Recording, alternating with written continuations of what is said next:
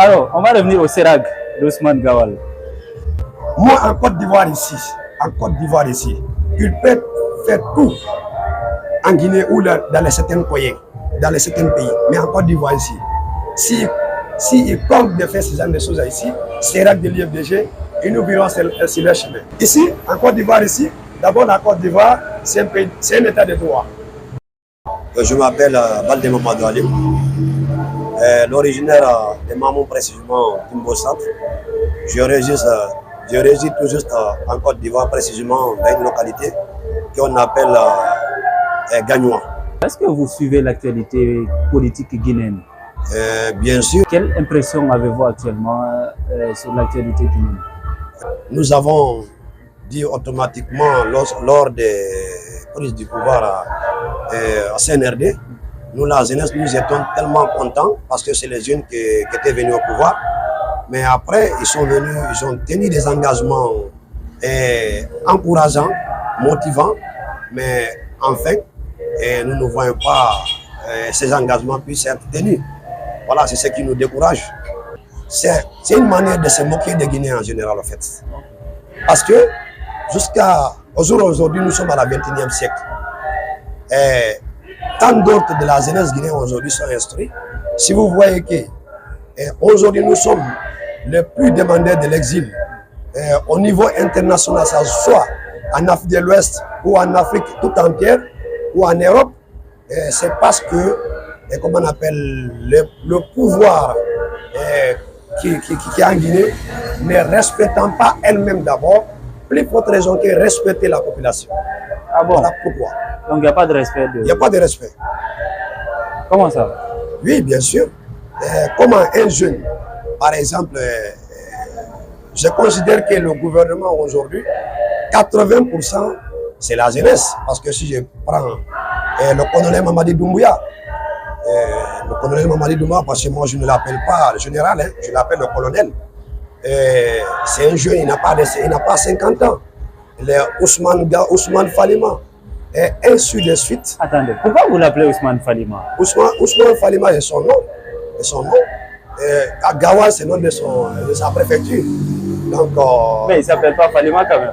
Bon, nous l'appelons Ousmane Falima. C'est comme ça on entend qu'on l'appelle. On dirait que vous avez une dent contre Ousmane. Non, si vous direz que j'ai une dent, c'est comme si je suis jaloux.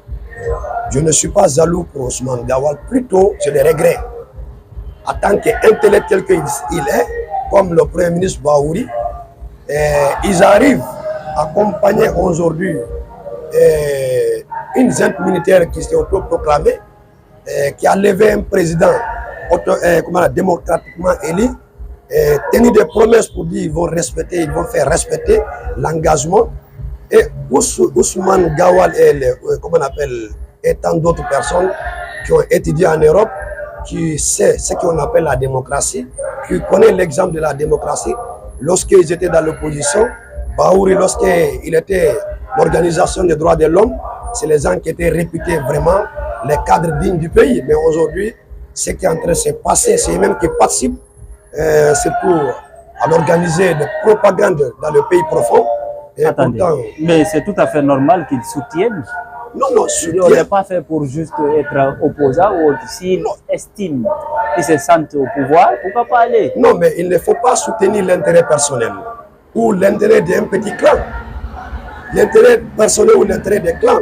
Mais ils sont là pour gouverner le pays. Donc c'est pour le pays. Lorsqu'ils gouvernent le pays, c'est pour servir la nation. C'est pas pour se servir. Vous pensez qu'ils ne servent pas à la nation? Oui, bien sûr, ils ne servent pas la nation. Comment ça? Parce que quand ils mettent des routes, c'est pour la nation. Les routes, monsieur le journaliste, vous me faites rire, sincèrement. Si vous voulez que j'explique un peu de ce qui concerne les routes, sincèrement, c'est pitoyable. C'est pitoyable. Aujourd'hui, prenons exemple. La route nationale numéro 1 et entre surtout l'Abbé Mali-Mbéré. C'est pitoyable. Et ils avaient promis, si à 7 mois, cette route allait être sincèrement praticable. Mais aujourd'hui, demander les riverains ou les différents chauffeurs qui pratiquent cette route, c'est pitoyable. Et encore, si je vais prendre vers Conakry, route nationale, comment on appelle Kagbele, route qui a emprunté plus de 1000 camions par jour. Vous voyez que quand ils font les routes, ils font semblant de faire bitumer certaines voies, c'est pour 6 mois. C'est pour 6 mois, si vous comprenez ce que je suis en train de dire. Ou même vous êtes quitté en Guinée, peut-être vous allez rendre témoignage. Nous ne sommes pas là-bas, mais nous savons ce qui est en train de se passer dans le pays. Donc je dirais qu'il ne sait pas la population, il ne sait pas le pays, il sait plutôt un clan Machiavel qui veut s'éterniser au pouvoir. Donc, moi je dirais que tout ça c'est la propagande parce qu'il détient les caisses du pays.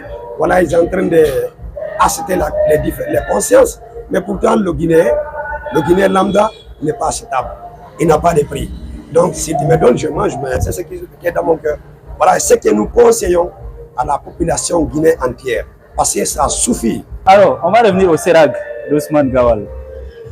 Moi, en Côte d'Ivoire ici, il peut faire tout en Guinée ou dans les certains pays. Mais en Côte d'Ivoire ici, si il compte de faire ce genre de choses ici, CERAG de l'IFDG, ils nous verront sur leur chemin. Ah, donc vous n'allez pas leur laisser se développer ici? Ici, en Côte d'Ivoire, d'abord la Côte d'Ivoire, c'est un état de droit.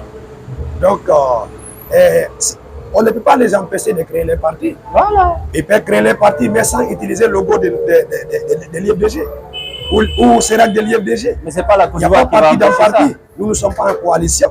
Il a été radié du parti. Donc, il est libre, il est citoyen de créer son parti, son mouvement. On ne peut pas l'empêcher.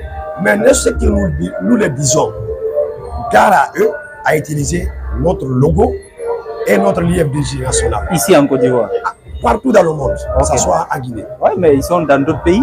Non, mais ils sont dans d'autres pays, vous voyez comment ça se passe. Au Sénégal, ça s'est passé. Lorsqu'ils sont allés convoquer une réunion de CERAG, vous avez vu comment ils étaient comment on appelle, pourchassés. Même ils ont reçu des convocations jusqu'à présent. Donc vous voulez nous dire qu'ils risquent la même chose quand ils viennent en Côte d'Ivoire ici? Non, mais avant que même les choses se mettent en place ici, nous, la population guinéenne en Côte d'Ivoire, si vous voyez que nous ne pouvons pas faire les sittings d'abord en Côte d'Ivoire, ce qui concerne notre désarroi avec le CNRD ou tout ce qui se passe au pays, c'est parce que le pays là où nous sommes, c'est un pays d'état de droit et toute manifestation est interdite. Donc voilà pourquoi nous ne pouvons pas faire. Mais nous tenons à informer la communauté nationale et internationale et celle de la Côte d'Ivoire ici. Ousmane Gawal avec son CERAG, il peut créer ses mouvements, il peut créer son parti politique, mais sans utiliser le logo de l'IFDG. Merci.